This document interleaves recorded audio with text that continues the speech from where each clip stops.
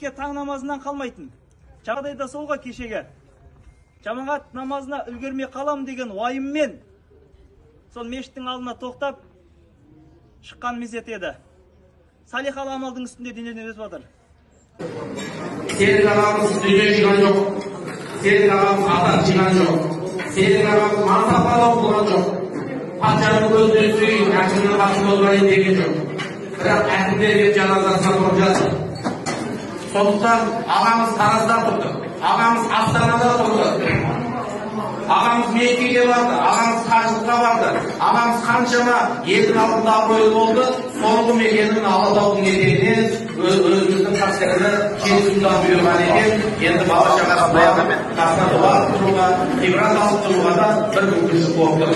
Сондықтан Серік ағамызды Алла құрметін көтерген адам екен.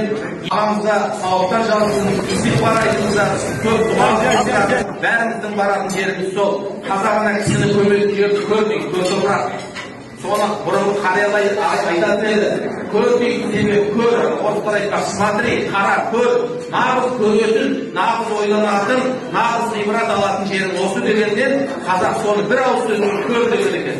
Көрдің аузын қар дейді. Сонда сол көздің алдына бардық, көзімізбен көрдік, кеше жарқылдап